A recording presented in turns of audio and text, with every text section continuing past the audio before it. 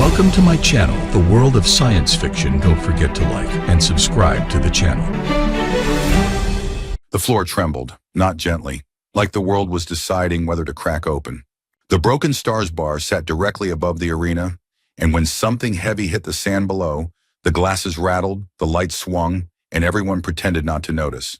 Ethan Ward felt the vibration through his boots, through the stool, through the drink he couldn't afford, but ordered anyway because he needed to forget the hydraulic line that had nearly killed him 6 hours ago. He was covered in grease, black streaks across his forearms, smudged on his jaw, under his nails. His shirt was the kind mechanics wore when they'd given up on looking like anything other than what they were. Tired, underpaid, trying to hold machines together with tape and prayer.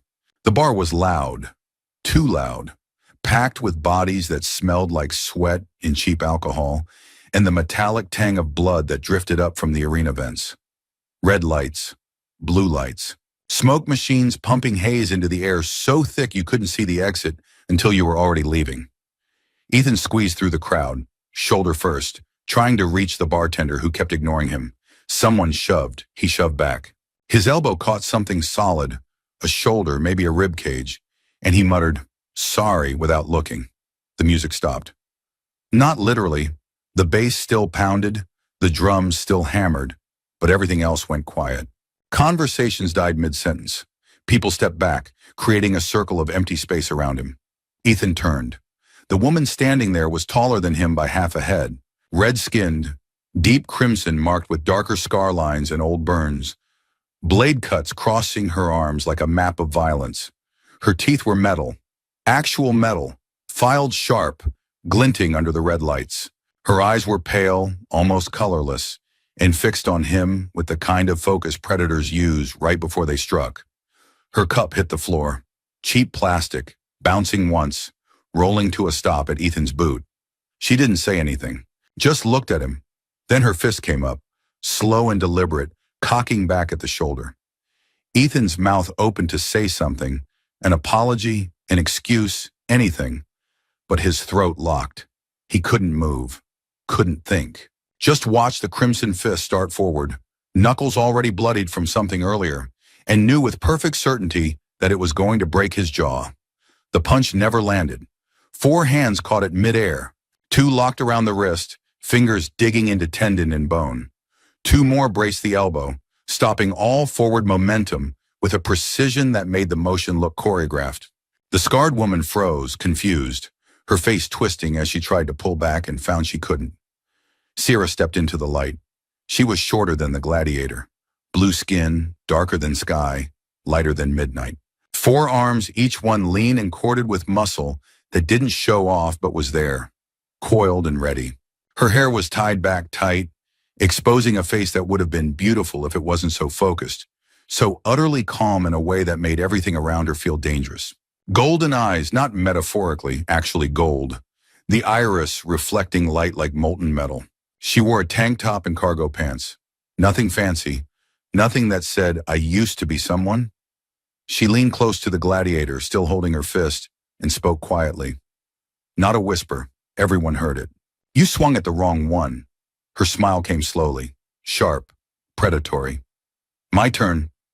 The crimson-skinned Gladiator's eyes widened. Recognition flickered there, then fear. She yanked her arm back, hard, and Sierra let her go. The woman stumbled, caught herself, and then vanished into the crowd without a word. People melted out of her way, watching, waiting for something else to happen. Sierra stood there a moment longer, her 4 hands relaxing, flexing once. Then she turned to Ethan, and the gold eyes softened just slightly. "You okay?" Ethan's heart was still hammering. Yeah. Good." She grabbed his wrist with one hand, gentle but firm. "We're leaving." "I didn't even get my drink." "You don't need it." She pulled him toward the exit, weaving through the crowd with an ease that suggested she'd done this before. Navigated hostile spaces, extracted herself before things escalated. Ethan followed, still processing, still trying to understand what had just happened. Behind them, the music came back. Conversations resumed. The world reset itself like nothing had occurred. But on the balcony above the main floor, behind the smoked glass of the VIP section, someone was watching. Voron sat with his fingers steepled, his lips curved in a smile that didn't reach his eyes. He was human, or close enough. Pale, sharp-featured, wearing a suit that cost more than most people on this station made in a year. He leaned forward slightly, his gaze tracking Sierra as she disappeared through the exit. One of his guards, a hulking figure with cybernetic implants running up his neck, leaned in. "Want me to stop them?" Voron shook his head slowly. "No, let them go." "Sir, I know who she is." His smile widened. "And now I know where to find her." The alley behind the broken stars smelled like piss and rust. Steam vented from pipes running along the walls, hissing in rhythmic bursts, and somewhere nearby, machinery groaned under strain. The lighting was bad. Single flickering bulb casting shadows that moved wrong. Sierra shoved Ethan against the wall. Not hard, but firm enough to make him stop walking. Her four hands pressed into his chest, his shoulders, pinning him without hurting him. "What the hell was that?" Ethan said. "You bumped Kara." "Who?" "Kara, former arena champion. Killed 11 people in 3 months before they retired her." Sierra's voice was flat, factual. "Red-skinned, metal teeth. She doesn't like being touched." "I didn't mean to." "Doesn't matter what you meant. You're lucky I was there." Ethan shoved her hands away, stepping forward. "You promised. No more fights." Sierra's jaw tightened. "She tried to break you." "I don't care. I want a normal life, Sierra. That's why we left. That's why we came here." He gestured vaguely at the alley, the station, the world around them. "So we could be normal." Sierra's expression didn't change, but something flickered in her eyes. Something bitter and old. "Normal isn't for people like me." "Bullshit. Look at me, Ethan." She held up her forearms, spreading them wide. "Look at what I am. I'm not built for normal. I'm built for this." She gestured back toward the bar, toward the arena below. "And you knew that when you married me. I married you because I love you. You married me to get off-world. Let's not pretend it was poetry." The words hit harder than the punch would have. Ethan opened his mouth, then closed it, because she wasn't entirely wrong. He'd been stuck on a dying colony, working in a refinery that was slowly poisoning everyone who breathed its air. Sierra had been there on contract security detail for a cargo shipment. They'd talked. She'd offered him a way out. He'd said yes, but somewhere between then and now, it had become real. "Maybe that's how it started," he said quietly. "But it's not how it is now." Sierra's face softened, just slightly. One of her hands reached up, fingers brushing his cheek, tracing the line of grease still smudged there. "I know." A spotlight snapped on. Bright, blinding. Ethan threw up a hand, squinting, and Sierra immediately shifted position, putting herself between him and the light source. Her stance changed, lower, balanced, ready. Footsteps, multiple. Heavy boots on metal grating. Voron stepped into view, flanked by 4 guards. 2 carried shock batons, 2 carried rifles. Voron himself walked with the kind of confidence that came from owning everything in sight and knowing no one could stop him. His smile was the same one from the balcony, amused, calculating, cruel. "Sierra," he said, voice smooth, "my lost champion, and now married to a human." He looked at Ethan, then back at her. "How poetic." Sierra didn't move.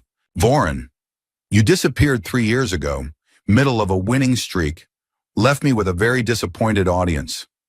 He clasped his hands behind his back, pacing slowly. "But I'm a forgiving man. I understand the need for sabbaticals. I'm retired." "Are you?" Voron's smile widened. "Because from what I just saw, you haven't lost a step. Walk away." "I can't do that." He pulled something from his pocket, a metal collar, sleek and black, dotted with tiny lights. He tossed it at Sierra's feet. It landed with a heavy clink, rolling once before stopping. "One fight, you and your husband. Win, and you both walk free. I'll even pay you." Ethan stepped forward. "We're not..." Sierra's hand shot out, blocking him. "Against who? Does it matter?" Voron tilted his head. "You fought worse. Not with him in the arena. Then train him quickly." Voron gestured, and one of the guards stepped forward, dropping a data tablet at their feet. "Tomorrow night, main event, refuse, and I'll make sure your husband's work permit gets revoked. You'll both be deported back to whatever hole you crawled out of." He turned, already walking away. See you in the sand, champion. The guards followed. The spotlight cut out. The alley returned to its grimy, flickering normalcy. Sierra stood there, staring at the collar. Ethan knelt, picking up the tablet. The screen lit up automatically, displaying an arena roster. His name was there, Ethan Ward, human, unarmed. Below it, Sierra's name, Sierra Kalin, Vadran, armed. And below that, a second silhouette, labeled Special Participant, Human. What does that mean? Ethan asked. Sierra didn't answer. She was staring at the collar, her four hands clenched into fists. Sierra. It means, she said slowly, he's not just putting us in a fight. He's making a spectacle. Of what? She looked at him, and her golden eyes were hard. Of watching you die. The apartment was small. One room, a sleeping mat on the floor, a kitchenette that barely functioned, and a window overlooking the arena's outer hull. Through the glass, you could see the glow of advertisements, the flicker of holographic displays announcing tomorrow's matches, the endless stream of people moving through the station's veins. Ethan sat on the mat, the tablet still in his hands. Sierra paced, four arms moving independently, one brushing through her hair, one tapping her thigh, two clasped behind her back. She moved like a caged animal, restless and lethal. We could run, Ethan said. Where? Anywhere. Another station. Another planet. He owns the docking authority. We wouldn't make it off the platform. Sierra stopped pacing, turning to face him. And even if we did, he'd send hunters. People like Kara. People worse than Kara. So we fight. You don't know how to fight? Then teach me. Sierra laughed, bitter and sharp. In one night? You think I can turn you into something that survives an arena in one night? I survived a refinery explosion. I survived a cargo bay decompression. I survived you when we first met. He stood, crossing to her. I can survive this. She looked at him for a long moment, her face unreadable. Then one of her hands reached out, grabbing the front of his shirt. You want to know what the arena is? It's not a fight. It's theater. They don't want skill. They want blood. They want fear. They want to see someone break. Her grip tightened. And humans break easy. Then don't let me break. Her jaw worked. Her eyes searched his face, looking for something. Doubt, maybe, or sense. She didn't find it. Okay, she said quietly. Okay. She released his shirt, stepping back. Strip. What? Your shirt. Take it off. I need to see what I'm working with. Ethan pulled off his shirt, suddenly self-conscious. He wasn't out of shape exactly. Mechanics stayed lean from physical work. But he wasn't built like a fighter. Sierra circled him, her four hands moving over his body, pressing into his ribs, his shoulders, testing muscle and bone. You're too stiff, she said. You hold tension in your shoulders. That'll slow you down. I work with my hands. It's... Doesn't matter. In the arena, stiff means dead. She stepped in front of him, her face inches from his. Hit me. What? Hit me, as hard as you can. I'm not going to... Ethan. Her voice was cold. If you can't hit me in training, you won't hit anyone tomorrow. So do it. He hesitated, then swung. She caught his fist with one hand, effortlessly. Too slow, too obvious. You pulled back before you even threw it. She released him. Again. He swung again. Same result. Again. And again. And again. 15 minutes later, Ethan was breathing hard, sweat dripping down his chest, and Sierra hadn't moved from her spot. She caught every punch, blocked every attempt, and her expression never changed. You're thinking too much, she said. Stop trying to hurt me. Just react. I'm trying. No, you're thinking about trying. That's different. She stepped closer and suddenly one of her hands lashed out, slapping him across the face. Not hard, but sharp, stinging.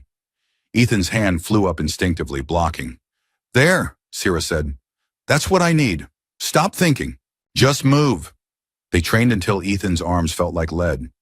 Sierra taught him how to fall without breaking bones, how to roll with impacts, how to protect his head and throat. She didn't teach him how to win, just how to survive longer. At some point, exhausted, he collapsed onto the mat. Sierra sat beside him, her breathing steady, barely winded. I'm going to die tomorrow, aren't I? Ethan said. Sierra didn't answer immediately. She reached out with one hand, brushing sweat-soaked hair from his forehead. Not if I can help it. That's not an answer. It's the only one I've got. Ethan closed his eyes. The apartment was quiet except for the hum of the station's life support, the distant roar of the arena crowd below. Tomorrow that roar would be for them. Why did you stop fighting? He asked. Sierra's hand stilled. Because I got tired of killing. But you were good at it. Yeah. Her voice was hollow. I was. So what changed? She was quiet for a long time. Then, I watched someone die, someone I didn't want to kill. But the crowd wanted it. Voron wanted it, so I did it. She pulled her hand back, folding all four arms across her chest. And after, I looked up at the stands, at all those people screaming and cheering, and I realized they didn't care. They didn't care that he'd had a family, that he'd been forced into the arena to pay off debt. They just wanted blood. So you left. So I left. She looked at him. And then I met you.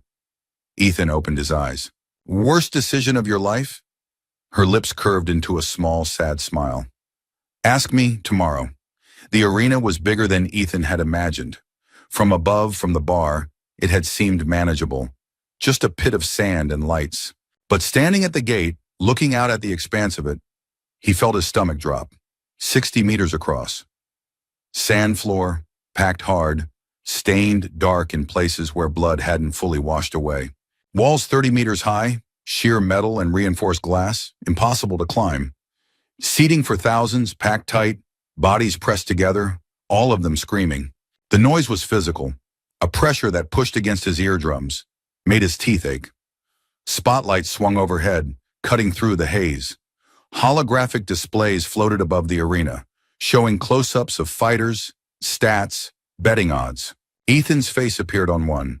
His name, his species, his odds of survival.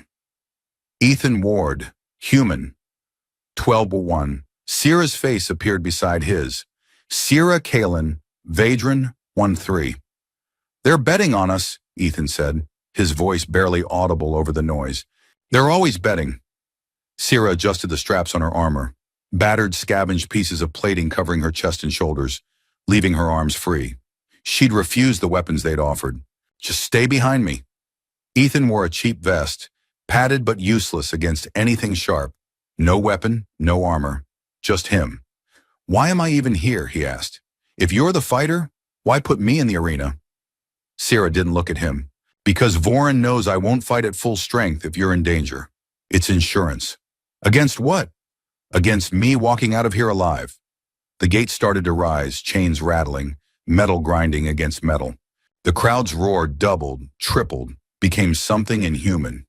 Ethan's hands were shaking. He clenched them into fists, trying to stop it, but the shaking spread up his arms into his chest. Sierra grabbed his face with one hand, forcing him to look at her. Her golden eyes locked onto his. Listen to me. On the arena, there is no together, only alive and dead. You understand? Then stay alive, Ethan said. Both of us. Her expression softened, just for a second. Then she released him, turned, and walked into the light. Ethan followed. The sand was hot under his boots, almost burning. The crowd's noise became a wall of sound, directionless, overwhelming.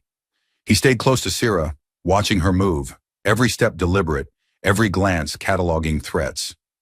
Across the arena, 3 gates opened. The first fighter was massive. Easily 3 meters tall, heavy plating bolted directly into his skin, arms ending in blunt clubs instead of hands. His eyes were augmented, glowing red, tracking Sierra with mechanical precision. The lean fighter was lean, fast, covered in scars and tattoos. Twin blades strapped to his forearms, each one serrated and dripping something viscous. Poison, maybe, or just oil to catch the light. The third was Kara, the red-skinned gladiator with metal teeth, her crimson skin catching the arena lights, darker scars running like rivers across her arms. Ethan felt his stomach twist. Kara grinned, her metal teeth catching the light, and pointed directly at him. You're mine, mechanic, she screamed. The crowd roared approval. Sierra stepped in front of Ethan, all 4 arms spreading wide, creating a barrier. Stay behind me. I cannot. Stay behind me. A horn blared. The match started. The massive fighter charged. Sierra moved, ducked low, two arms catching his clubs mid-strike, two more slamming into his knees. He buckled, crashed forward. The lean fighter circled, blades flashing. He slashed at Ethan's throat. Sierra's hand shot out, catching the blade. It sliced into her palm, blood welling, but she didn't flinch. She twisted, snapped the blade at its base, slammed her elbow into his jaw. Kara came in low, aiming for Ethan's legs. Sierra's foot caught her ribs, sent her sprawling. "You're soft now, Sierra," the Crimson Gladiator shouted. "Protecting that human makes you weak." Sierra didn't respond, just moved, always keeping herself between Ethan and the fighters. The crowd was screaming, but Ethan couldn't hear individual voices, just noise, just pressure. He wanted to help, wanted to do something, but every time he moved, Sierra shoved him back with one arm, keeping him out of range. The massive fighter got up, slower now, and charged again. This time, Sierra didn't dodge. She caught the clubs with two arms, braced herself, and held. The fighter pushed, muscles straining, augments whining, but Sierra held him there, four arms locked, feet digging into the sand. The lean fighter saw his chance, sprinted forward, broken blade aimed at Sierra's exposed side. Ethan saw it happen, saw the blade coming, saw Sierra too focused on the massive fighter to react. He didn't think, just moved, threw himself forward, shoulder first, slamming into the lean fighter's ribs. It felt like hitting a wall. The impact jarred his bones, sent pain shooting through his chest. But the fighter stumbled, the blade missing Sierra by inches. The crowd went insane. Sierra's head snapped around, her eyes wide.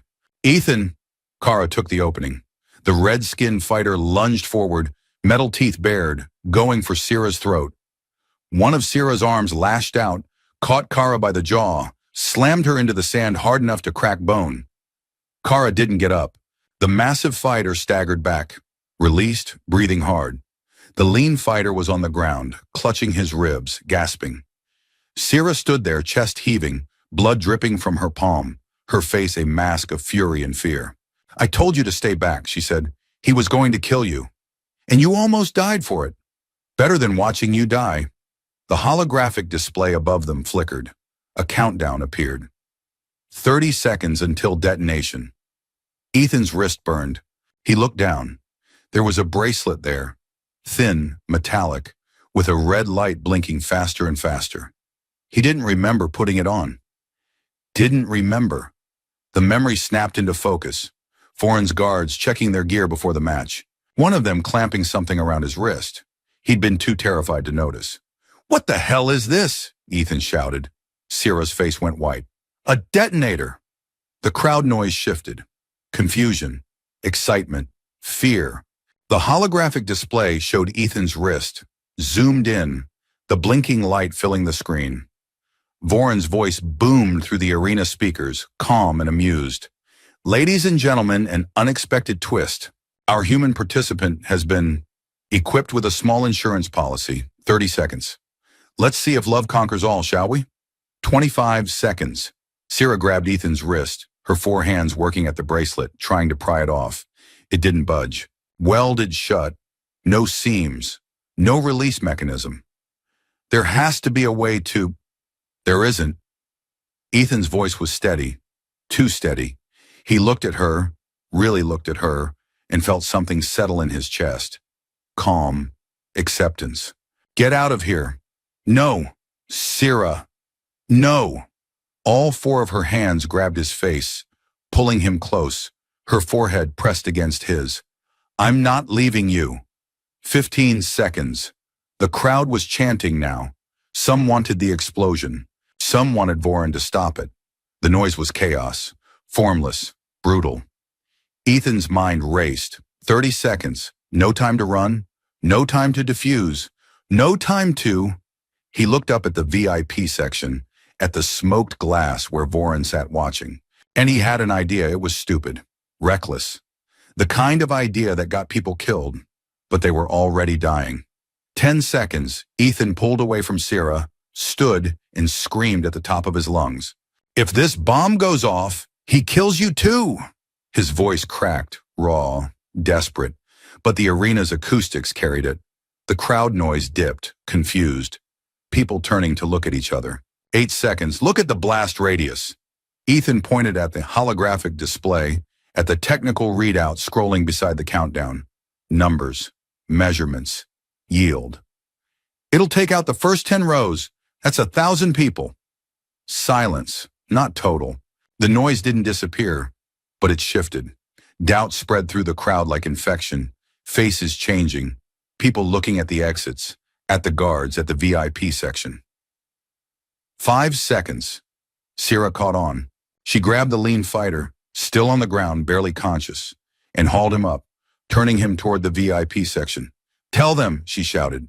"Tell them what Voron does to champions." The fighter's voice was weak, barely audible, but the arena's microphones picked it up. He collars us, kills the winners, keeps us in debt forever. We're not fighters, we're slaves. 3 seconds. The crowd erupted, not with cheers, with rage. People stood, shouting, throwing things at the VIP section. The guards along the walls shifted, uncertain, hands moving to weapons but not drawing them. The energy in the arena changed. No longer entertainment, but something uglier, more dangerous. 2 seconds. Ethan knelt in the sand, pulled the bracelet off his wrist. It still wouldn't budge, and then just extended his arm, the blinking light facing the VIP section like an accusation. "If you want a death," he said quietly, knowing the microphones would carry it, "start with mine." 1 second. The light went green. The bracelet opened, fell into the sand, dead. Ethan stared at it. Then up at the VIP section, where the smoked glass had cracked, not from the explosion, but from something inside. Shouting, movement, shadows struggling behind the glass. Voron's voice came through the speakers, strained, panicked. "Ladies and gentlemen, there's been a..." The speakers cut out. The arena held its breath. Then slowly the guards along the walls turned, not toward the crowd, toward the VIP section, their weapons raised. Sierra stood beside Ethan, her forearms still ready, still tense. "What just happened?" "I think," Ethan said slowly, "we started a riot." The arena didn't explode into violence immediately. There was a moment, long, stretched, fragile, where it could have gone either way. The crowd could have turned on the fighters, the guards could have opened fire, Voron could have regained control. But then the VIP section doors burst open, and Voron stumbled out, flanked by 2 guards who weren't escorting him. They were dragging him. His suit was torn. His face was bleeding. Behind him, more guards poured out, their expressions hard, their weapons trained on him, not the crowd. One of them, the same one who'd put the bracelet on Ethan, raised his voice, amplified by the arena's systems. "Voron Cade is under arrest for illegal detention, coercion, and attempted mass murder. This arena is closed pending investigation." The crowd erupted, not with violence, but with something almost like relief. Shouting, crying, people hugging each other. Some rushed the exits. Some stayed, watching Voron get dragged away, needing to see it, needing proof. Sierra grabbed Ethan's arm. "We need to leave. Now." "Why?" "Because when the investigators get here, they'll ask questions, and we don't have good answers." She was right. Ethan let her pull him toward the fighter's exit, away from the crowd, away from the chaos. The massive fighter and Kara were already gone, vanished into the tunnels beneath the arena.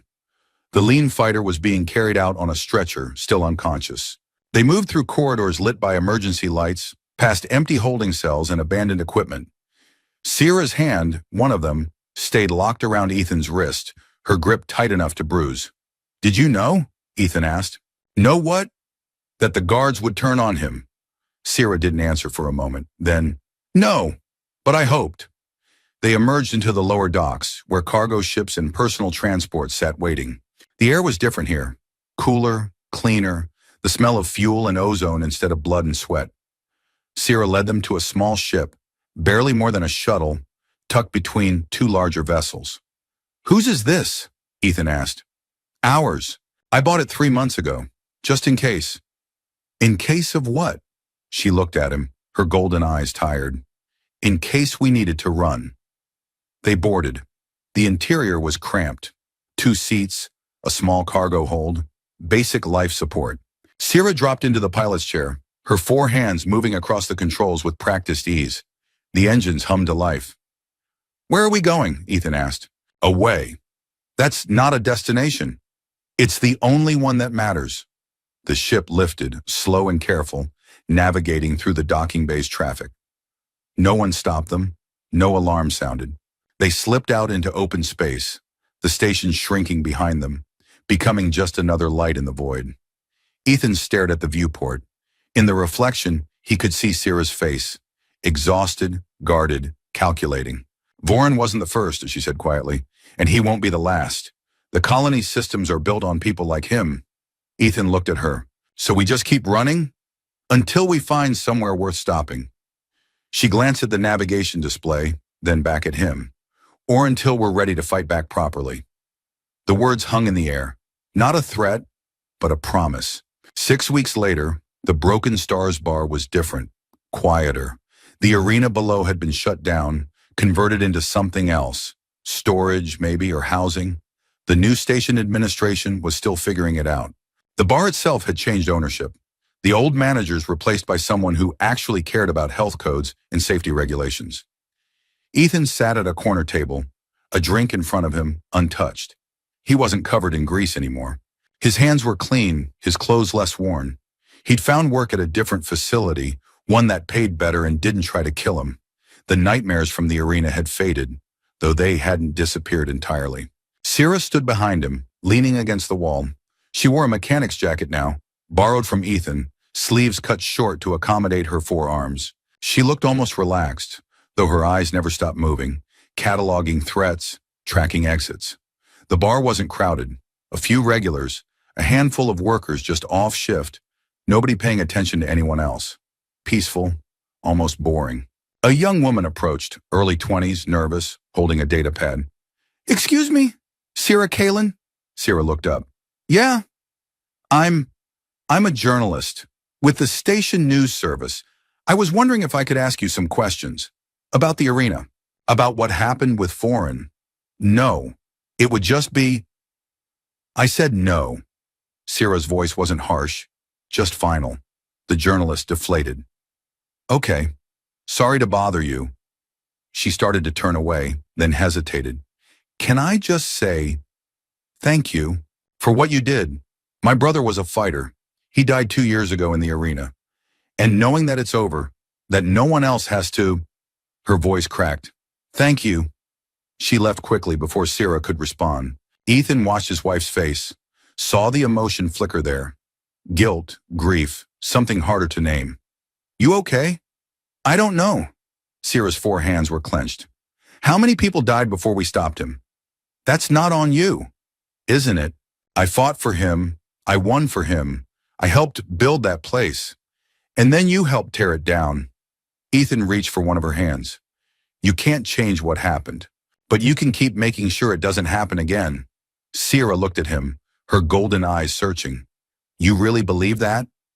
"Yeah, I do." She turned her hand over, lacing her fingers with his. On the wall above the bar, a holographic display flickered to life. Newsfeed. Local announcement. Former arena owner Voran Cade sentenced to life imprisonment. Gladiator reform. Bill passes station council below it. A secondary headline. Arena fighters establish independent union. Security contracts offered to former champions. Sierra watched the headlines scroll past, her expression carefully neutral. Then she looked away, deliberately turning her back to the screen. "I've been thinking," she said quietly, about what happens next, for us." She pulled Ethan closer, her voice dropping. "I want to start something, a training program, for people who don't know how to fight but need to learn how to protect themselves. Not gladiator training, something different, something that doesn't end in blood." Ethan stared at her. That's a big idea." "I know, and it might not work, but I'm tired of only being defined by what I was." She met his eyes. "I want to build something that helps." "Then do it. I'll help however I can." The music shifted, something slower, softer. A few people were dancing now in the small space the bar provided, bodies moving together in the dim light. "You want to?" Ethan asked. "Want to what?" "Dance." Sierra blinked. "I don't know how." "Neither do I." but everyone else is. And we're supposed to be normal now, remember? A smile tugged at her lips. That's a terrible reason. It's the only one I've got. She stood, pulling him up with her, and they moved to the edge of the dance floor. It was awkward. Sierra's forearms made traditional dancing impossible, and Ethan had never been good at this, even with a partner who had the standard number of limbs. They figured it out slowly, clumsily, her hands resting on his shoulders, his arms around her waist, swaying more than actually dancing. People watched. Some smiled, some whispered. But no one interfered, no one judged, and after a while, Ethan stopped caring about the audience entirely. "This is stupid," Sierra said. "Yep. We look ridiculous. Probably. Why are we doing this?" Ethan pulled her closer, his forehead resting against hers. "Because we can." And that was the truth of it. They were alive. They were free. They'd fought for this. Fought for the right to do something as simple and stupid as dancing badly in a bar on a Saturday night. The song ended. They stopped moving but stayed close, neither one ready to let go yet. "You know what the worst part is?" Sierra said quietly. "What?"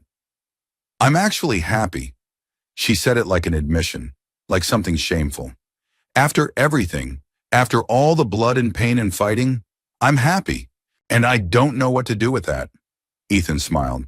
"You could just be happy. That's allowed." "Is it?" "Yeah." He kissed her forehead. "It is." They returned to their table, and Sierra's expression grew distant, thoughtful. Through the window, construction crews were visible, working on the old arena structure. "If this world ever decides to make a show out of us again," she said quietly, "we'll be ready this time." Ethan followed her gaze. "You really think they'll try? Systems like this don't change overnight, but neither do we." She squeezed his hand. "We know how to fight now, not just in the arena, but for what matters." The walk back to their apartment took 15 minutes. Different route than before, through sectors that were better lit, safer. The station felt less like a trap and more like a place where people actually lived. Their apartment was still small, still cramped, but Ethan had fixed the kitchenette, and Sierra had installed better locks. The window showed the construction crews working through the night. Ethan collapsed onto the sleeping mat. Sierra lay down beside him, her forearms finding their positions. Two under her head, one draped across his chest, one resting at her side. "Do you miss it?" Ethan asked. "The arena. The fighting." Sierra was quiet. "I miss knowing what I was good at. I miss the clarity. In the arena, everything was simple. Win or die. Out here, it's messier, but better." "Yeah." She pressed her forehead against his shoulder. "Better." Sierra took the security work, then started building something more. Within a year, a small training facility opened in the lower sector. Second-hand equipment, 5 students, Sierra teaching them how to protect themselves without becoming killers. The program grew. Word spread. More instructors joined. Kara among them, her metal teeth still sharp, but her methods transformed. People learned to fall without breaking, to block without brutalizing, to fight only as much as necessary and never more. Sierra taught them the language she'd spent years unlearning, strength without cruelty, and slowly the station changed. Not completely, not perfectly, but enough. 3 years after Ethan bumped Kara in a bar, the Broken Stars hosted a celebration. The training program's 3rd anniversary. Students and instructors packed the space, along with friends, family, station officials who'd learned to respect what Sierra had built. Ethan and Sierra sat at their corner table, their reserve table, watching the crowd exhausted and content. Someone approached. Ethan tensed instinctively, but Sierra just smiled. It was Kara. She'd changed. Still red-skinned, still scarred, still imposing, but softer somehow. She wore a trainer's jacket identical to Sierra's, her metal teeth catching the light as she grinned. "Mind if I sit?" she asked. Sierra gestured to an empty chair. "Go ahead." Kara sat, folding her hands on the table. "Hell of a thing you've built." "We've built. You're part of it now." "Yeah." Kara's grin widened. "Who would have thought? Me and you teaching kids how to throw punches without trying to kill each other." "Stranger things have happened." "Not many." Kara's expression grew serious. "I never apologized. For that first night. I was drunk and angry and looking for a fight. And your husband?" She looked at Ethan. You didn't deserve that.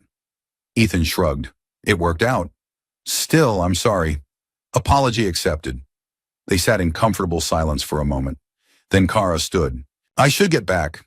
Just wanted to say thanks for giving me a second chance. You earned it, Sierra said. Kara nodded and disappeared into the crowd. Ethan looked at his wife.